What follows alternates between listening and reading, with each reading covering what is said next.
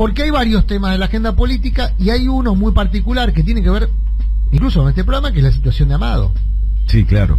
Hubo mucha presión esta semana desde los medios del sistema. De hecho, hubo un día donde los tres principales anunciaron lo que iba a pasar. El miércoles, los tres principales medios del sistema dijeron: mañana la Corte va a ratificar la condena.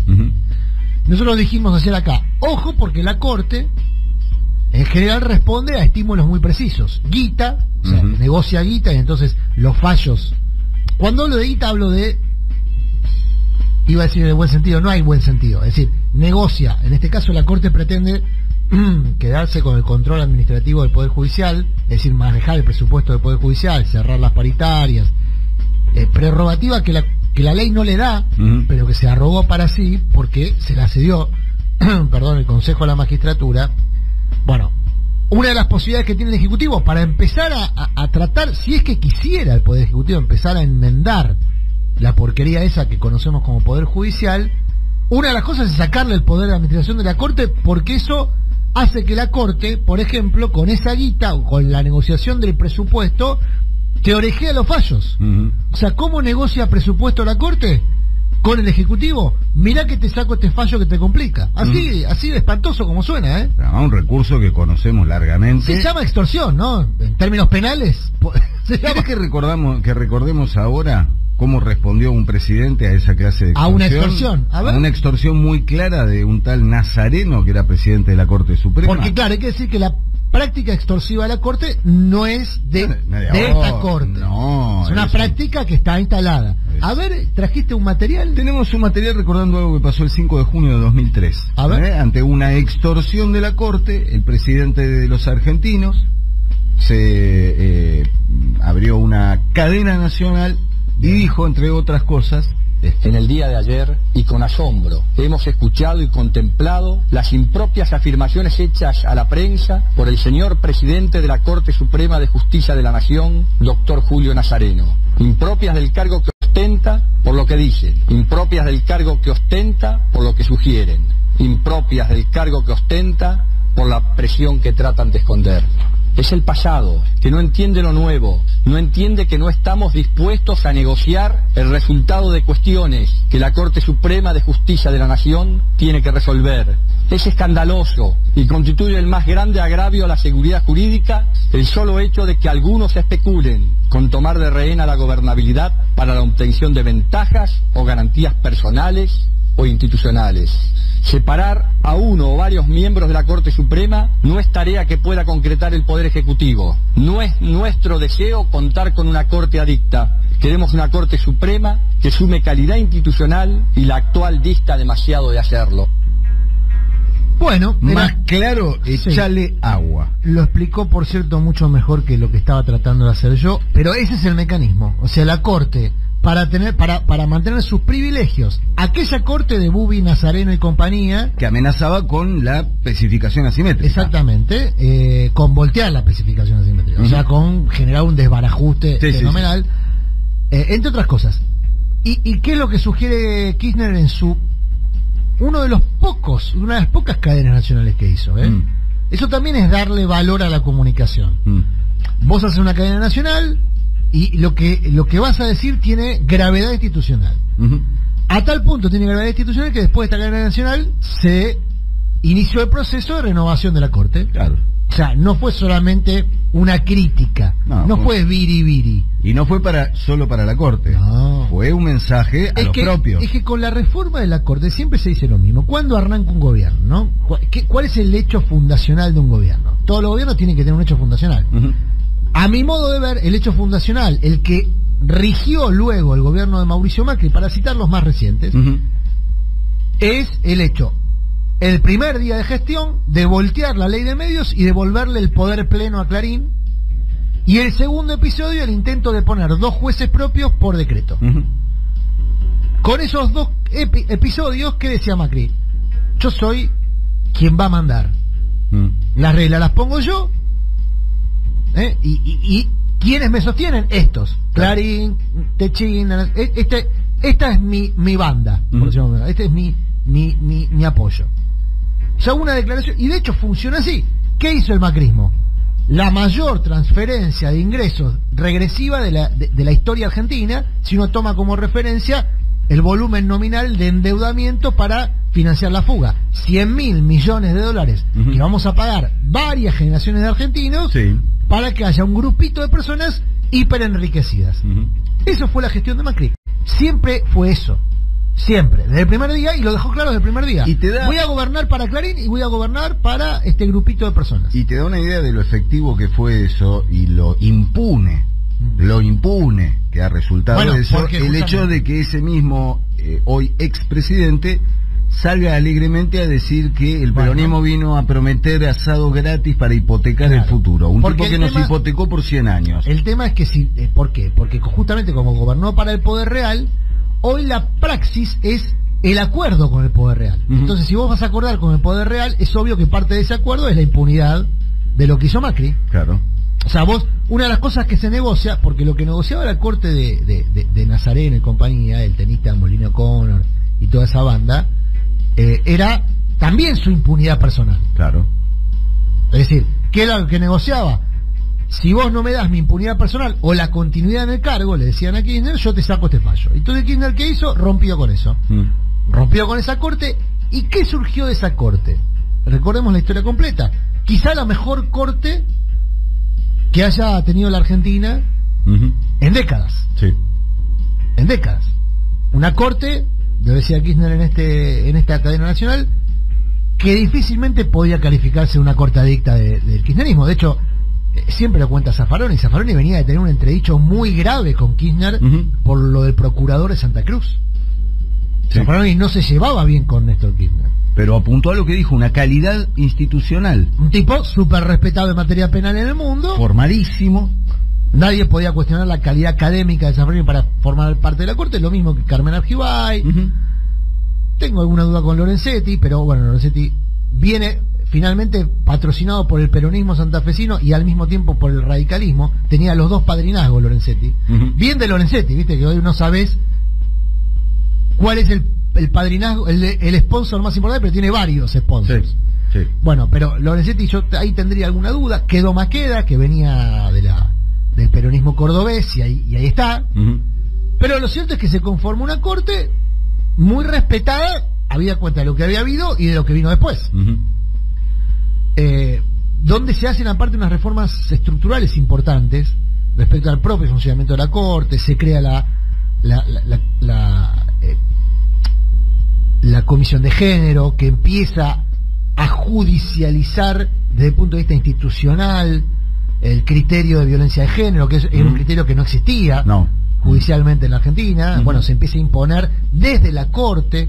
Es decir, una serie de hechos muy significativos de aquella corte. Bueno, y una honestidad, digo, Zaffaroni cumplió la edad que fija como límite, ¿no? Sí, para cumplió la edad de la corte, y se fue. Bueno, estaba Fait en esa corte que hizo todo lo contrario. Claro. Y se convirtió en un mártir, lo convirtieron en un mártir. Fait que venía de antes, ¿no? Por negarse a cumplir con la ley que indicaba que que son los 70 años, ¿verdad? Bueno. Y pasa hoy con Jaito 97 vivió Fait. Bueno, por no cumplir la ley fue convertido en un mártir. Bueno, aparte ya sabemos por quiénes. Sí, y aparte muy funcional. Obvio. Está aquel famoso episodio de la firma que nunca se sabrá si efectivamente Fait firmó él, sabía lo que estaba firmando, si es que efectivamente lo firmó. Y fue una firma muy importante que tenía que ver con una acordada de la corte desestabilizadora, porque hay que decir que en el último tramo, con la presidencia de Lorenzetti en la Corte Suprema, en el último tramo del gobierno de Cristina Fernández, era una corte desestabilizadora. Sí. Es la misma corte que está ahora, con alguna variante. Bueno, los dos que se incorporaron, los dos que pusieron a dedo, Rosati y Rosenkreuz. Bueno, ¿cómo estamos hoy? Porque esto es historia, digamos. Claro. Hubo un presidente que tomó una decisión estratégica que fue fundacional para su gobierno. Hubo dos episodios fundacionales, a mi modo de ver: el episodio de la corte, el acto en la ESMA. Esos dos elementos constituyen no solamente el gobierno de Néstor Kirchner, sino el kirchnerismo. O sea, es la piedra basal de un espacio político que sigue vigente, con obviamente sus vicisitudes. Ahora, Es difícil reconocerle eso a Alberto Fernández porque es cierto que en el medio tuvo una pandemia, tuvo que improvisar. Sí. El propio Alberto Fernández se reconoce como el presidente de la pandemia, es decir que es un administrador, es un atajador de penales, y es un rol muy ingrato porque en general en la mayor parte de las veces los penales van adentro. Ahí entonces empieza la discusión. Bueno, las que van afuera no las metas adentro. Claro, tirate. Primera situación. Segundo, tirate. Elegí un palo, qué sé yo. Hay que hacer el intento de atajarla. Ahora, tiene la posibilidad, todavía, porque le quedan 3 años de mandato, y aún asumiendo que su presidencia es la presidencia de la pandemia y que el primer año de gestión no es lo que hubiese imaginado. No, claro. Probablemente tenía otra hoja de ruta, pero todavía tiene la posibilidad de metabolizar muchas de las cosas que pasaron este año, el Poder Ejecutivo, y avanzar con una agenda que en definitiva es la agenda que formaba parte de su contrato electoral. Por ejemplo, desarmar el monstruo del Lofer. Que sigue. No, pará, ya tenemos que cambiar nuestro propio discurso. A ver. El monstruo del Lofer no está intacto, está reforzado. Está revitalizado. Bueno, en algunos aspectos sí, en otros... Personajes impresentables siguen ejerciendo y siguen llevando a cabo, tomando decisiones que afectan la libertad de personas. Bueno. En base a procesos absolutamente espurios, inventados, manipulados. Y esa gente está intocada y con renovada energía para seguir haciendo daño. Convengamos que por derecho natural, de esa estructura se ha ido Bonadío, porque falleció, no por una acción de la política, digamos. No, claro. Y después ha renunciado a una figura que también era muy relevante en esa estructura del Lofer, que era Germán Moldes, que era el fiscal de Cámara, ¿no? Una figura muy relevante en Comodoro Pi. Pero quedan otros, Raúl Ple, Contegrán. Bueno, Contegrán en la provincia de Buenos Aires, queda Casal, procurador general interino, pero ahí está. Stornelli.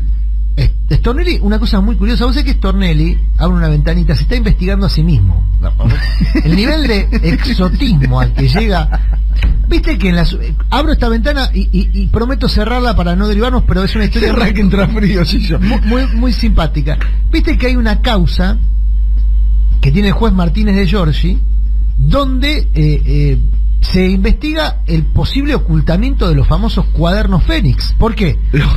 Claro, porque los cuadernos están... Bueno, las filmaciones que no están, los arrepentidos... Vamos a contar esa historia. Mira, los cuadernos, que son una causa muy relevante para el macrismo, porque es la causa en la que pretendió meter presa no solamente a la actual vicepresidenta, sino a una buena parte importante de la estructura de gobierno y de la estructura económica de la Argentina. O por lo menos, si no meterlos presos, acorralarlos, digamos, tenerlos ahí. Y en tal caso, cambiar la matriz, y los propietarios, y esto sin ir en defensa de los techines, digamos, que eran parte de los apuntes. Igual Techín zafó rápido. Techín fueron a declarar Roca, su segundo, Bendaza, y a los 10 minutos ya estaban indemnes, digamos. Otras empresas a las que eran codiciadas, empresas que eran codiciadas, o sectores donde había empresarios macristas que codiciaban entrar fuertemente en los sectores, les iba bastante peor. Pero bueno, lo cierto es que... Nada, un tema personal. No, me asusté porque hice un gesto favorable. Una cuestión, perdón. Sigo con la historia de Martínez de Giorgi. Cuestión que Martínez de Giorgi tiene en sus manos una investigación por el posible ocultamiento de los cuadernos, porque los cuadernos aparecieron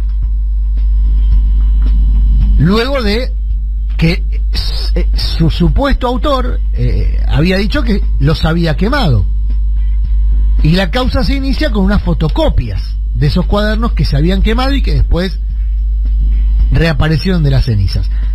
¿Qué dice el expediente? ¿O qué dice la denuncia? Bueno, si reaparecieron es porque alguien los mantuvo ocultos, y si alguien los mantuvo ocultos hubo un ocultamiento de una prueba. Entonces la causa pretende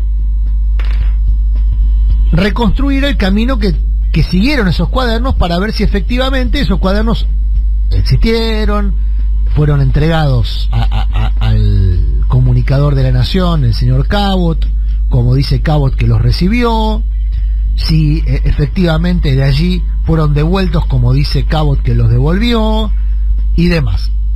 Bueno, en función de esa investigación se pidió las imágenes callejeras del municipio de Vicente López, de San Isidro, donde dice Cabot que se encontró con su fuente para que para recibir los cuadernos. Bueno, hay todo un revuelo en el mundo de los dueños de los medios, ADEPA, FOPEA y demás, que dicen qué barbaridad, esto es violatorio del derecho al secreto de fuente. Y la verdad es que el secreto de fuente es un derecho que tenemos los periodistas para no revelar quienes nos proveen una información. Ahora, las señas particulares, porque esto es muy curioso, las señas particulares de la fuente las dio el propio Cabot en el expediente de los cuadernos. El propio Cabot en el expediente de los cuadernos dice: me encontré con una persona tal día, tal hora, en tal lugar, tenía estas características físicas, dice señor Cabot, y me da los cuadernos. Si Cabot no quería que se identifique su fuente, perfectamente podría haber omitido todos estos datos: dónde se encontró, qué día, qué lugar. Al darlos, propicia la investigación para ver si efectivamente no incurrió en un falso testimonio. Claro.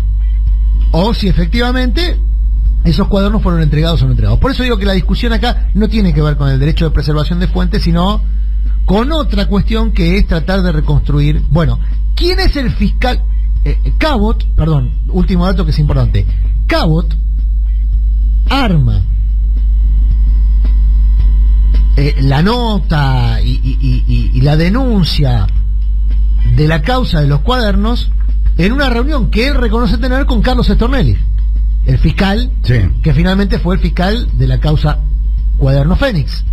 Bueno, ¿quién es el fiscal de la causa que lleva Martínez de Giorgi, donde se investiga si hubo ocultamiento de los cuadernos? ¿Quién? Stornelli. No. O sea que Stornelli es el fiscal de la causa en la que debe investigarse si Stornelli participó de una maniobra de encubrimiento.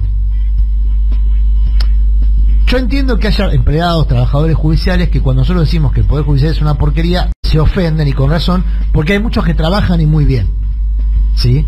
Ahora, la verdad es que cuando uno cuenta estas cosas, que Stornelli se está investigando a sí mismo, claro, y que Stornelli sigue siendo fiscal a pesar de estar procesado por espionaje, por asociación ilícita,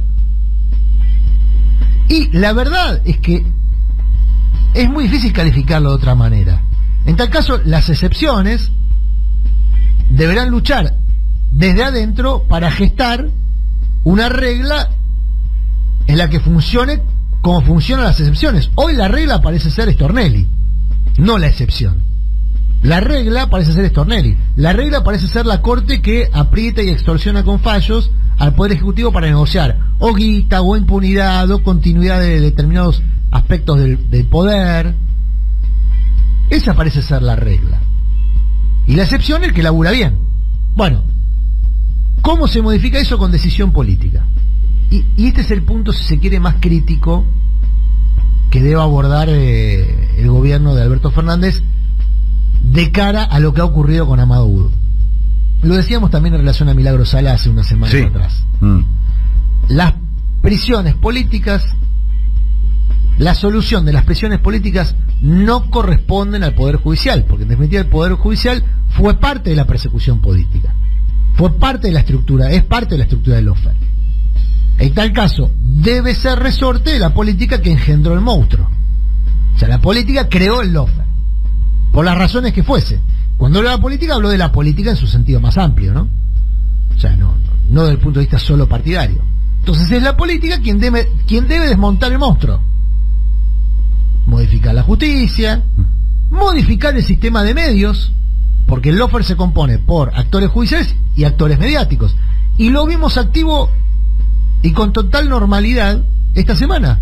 Los medios impusieron la agenda, la Corte respondió a esa agenda, Amado Vudú fue ratificado, o la condena a Amado Vudú fue ratificada.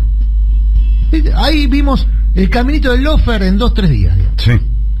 Por una causa que hay que decir, como la de Chicone, que tiene como principal acusador y estrella a un señor llamado Van der Brolle, a quien lo recompensaron al toque de declarar contra Vudú, que es el principal testimonio contra Vudú, contra Amado, nuestro nuestro compañero, además hay que decirlo, nuestro columnista. Sí, pero que no lo defendemos por nuestro compañero. Pero digo, pero que no le sacamos tampoco el cuerpo a esa situación. Por supuesto que es nuestro compañero, pero la defensa no es por eso. No. La defensa en todo caso es más enérgica porque es nuestro compañero. Pero aparte de otra cosa, a Van der Broele se lo premia con un hotel boutique en el marco de la ley del arrepentido, que el propio presidente ayer mismo dijo: yo por mí la derogaría.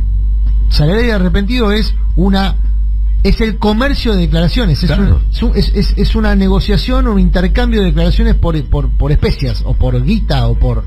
Bueno, eso fue exactamente lo que pasó con Van der Broele.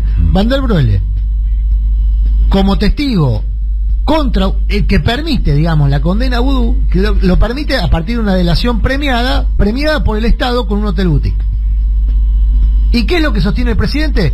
Y que ese testimonio es un testimonio cuanto menos cuestionable, porque es un intercambio.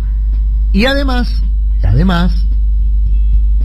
en Argentina, pasó con la causa Cuadernos, no se cumple ni siquiera con la ley, porque la ley de la delación premiada exige determinadas, que las delaciones premiadas o los arrepentidos estén filmados, que haya registro magnetofónico. Bueno, nada de eso pasó, por ejemplo, en la causa de los Cuadernos. Y sin embargo, los testigos fueron ratificados por la Cámara, ahora, por Cámara de Casación. O sea, no se cumplió. Stornelli y Bonadío no cumplieron con la ley del arrepentido. Los testimonios arrepentidos son tomados por válido y la Cámara de Casación dice: sí, no se cumplió con la ley, pero está bien. Eso es cuando nosotros hablamos del lawfare, que es toda una estructura judicial que está intacta y que se usó para perseguir opositores y sigue haciendo y se sigue usando, no hablemos en pasado, se sigue utilizando. Se instrumentó durante el macrismo para eso y sigue en esa misma vigente. Exactamente. Con los mismos nombres, con las mismas personas, con los mismos cargos, los mismos lugares, todo eso no cambió nada. A su defensa el presidente dice: bueno, yo mandé una reformita judicial, no dice reformita no. Le decimos nosotros. Yo mandé una reforma judicial. La vicepresidenta dijo: esto no es una reforma judicial, ¿no? Pero el presidente la califica así: reforma judicial a la modificación de cantidad de juzgados en la justicia federal. Una modificación, una corrección en la justicia federal. Bueno, esa reformita judicial sigue durmiendo en el Congreso. Sí. O sea, ni eso, que no es una reforma judicial, que es apenas una modificación en la justicia federal, que es una ampliación en tal caso de la justicia federal, porque tampoco es que se van a ir los que están. Simplemente se diluye un poco el poder de los que están. Supuestamente. Hay que ver si vos no creás una hidra de más cabezas. Si no amplías el poder de los que están, les das nuevos aliados, porque también puede pasar, Puede pasar. Bueno, ni eso sale. Ni eso. Un año en pandemia, comprensible, hubo otras prioridades. Ahora, bueno, ¿quién dijo que gobernar es fácil? No, gobernar no es fácil. Por eso no me dediqué a la política, porque no tengo el más mínimo interés en meterme en ese quilombo. Pero bueno, fácil no va a ser. ¿Qué no, está claro. Sí, está bien, bueno, la pandemia te cae y te arma un quilombo, pero bueno, uno tiene que ser multitasking. El tema es que ahora... Me parece a mí, estoy dando una opinión de ciudadano. Estoy leyendo, también estaba leyendo los siempre interesantes apuntes que hace mi amigo personal y mi representante letrado, el doctor Manimovka, que me fue haciendo apuntes. Dice: Faite estaba de antes que la ley. Faite estaba antes de la fundación. No de la fundación, no. De la fundación de todo. Sí, estaba desde antes de la ley. Entonces, como la ley no es retroactiva, no lo obligaba a renunciar llegada a cierta... y de todas formas, eso fue una interpretación de la propia Corte. Claro. Bueno, de eso habla otro apunte que me hace el doctor Manimovka, que dice: lo interesante es que el propio Poder Judicial debe analizar si el Poder Judicial cumplió con la ley de la el Poder Judicial decidió que el Poder Judicial no paga impuestos, muchachos. Claro. O sea, la decisión debe haber... ¿Hay alguna institución más autocrática que el Poder Judicial? El Poder Judicial resolvió que el Poder Judicial no pagaba impuesto a la ganancia, porque consideró que era una reducción de su salario. Anda a quejarte a la Corte de la Haya si te dan pelota. O sea que sí, como vos bien calificaste, una institución autocrática que se regula a favor, digamos, claramente, a favor de sus intereses concentrados, que no son los intereses de las mayorías. Las mayorías populares en general son víctimas de esto. Hay que decir que, así como estamos hablando de las víctimas en este caso los perseguidos políticos, las víctimas mayoritarias del mal sistema de justicia de la Argentina son los sectores vulnerables. Sí, yo el otro día hablaba, Rulo, nuestro compañero, de la curiosísima brecha que existe entre estar debajo de la línea de la pobreza, o tratar de superar la línea de la pobreza, y lo cerca que te queda el rango en el que ya empezás a pagar impuestos a las ganancias. ¿No? Impuestos que el Poder Judicial se autoarrogó no pagar, y acá no se discute más. Hay 20 lucas de diferencia, ¿no? 20 lucas de diferencia, o sea, pasar de ser apenas casi pobre a tener que pagar ganancias. Hasta el último poligrillo de este país paga el impuesto del IVA, que nos alcanza a todos, y apenas ganas un poquitito por encima de lo que necesitas para no morirte de hambre, o por lo menos para no pasar apuros graves, y ya tenés que pagar ganancias.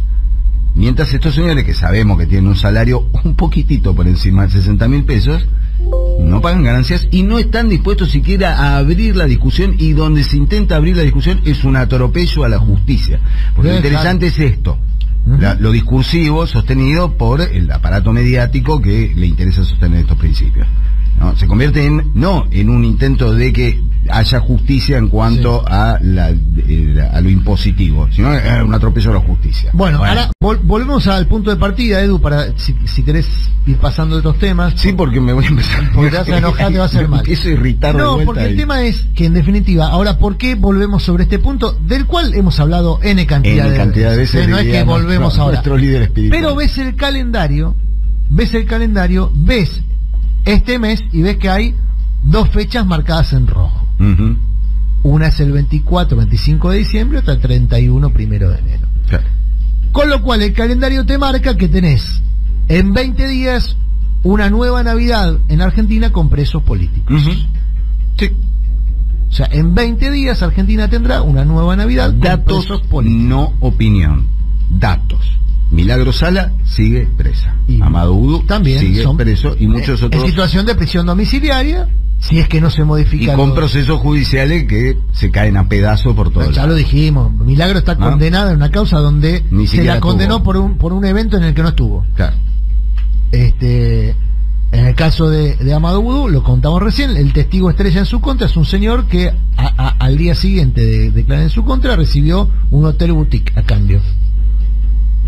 Poquito estimulado, ¿no? Para la declaración que definitivamente fue la declaración. Citando a Tato Bores, sería una joda, sería un chiste si no fuera una joda grande como una casa. Bueno, a lo que voy es, y esto sí es un tema para el gobierno. ¿Por qué? Porque una parte importante de los dirigentes que hoy integran el gobierno, hasta hace 2 o 3 años, ministras, se sacaban la foto en sus redes sociales con el medio rostro cubierto por el rostro de Milagro Sala, pidiendo una Navidad sin presos políticos. Bueno. Yo no estoy acá escarbando en el archivo. No, bueno, pero lo que estoy diciendo es, había una promesa implícita y explícita de solucionar un problema muy serio, que era, porque involucra la libertad de las personas, y que en definitiva era darle al corazón de lo que fue después la construcción del macrismo en términos económicos, porque la verdad es que sin Lofer el macrismo no podría haber desplegado el desastre que desplegó. El latrocinio macrista y la impunidad de ese latrocinio hoy, el latrocinio macrista y la impunidad de ese latrocinio fue posible porque primero copó la justicia, porque primero designó por decreto a 2 miembros de la Corte, después se corrigió, pero los tipos fueron los 2 igual. Y uno terminó siendo presidente de la Corte, porque le dio Telecom a Clarín y porque le abolió prácticamente la ley de medios. ¿Por qué hizo todo eso en los primeros días de su mandato? Macri hoy duerme tranquilo en su estancia de Los Abrojos, habiendo cometido un latrocinio histórico como el que cometió en su gobierno. Por eso es que hacemos el foco y decimos, sin justicia en serio no hay país posible, viable. Y sobre todo no hay proceso de distribución del ingreso viable. Pero bueno, es un tema que por supuesto hemos mencionado muchas veces. Y seguiremos mencionando. Exactamente. Vos tenés la rutina ahí y nos están indicando que tenemos ya una primera comunicación esta mañana. Acá está, gracias Eduardo. Un amigo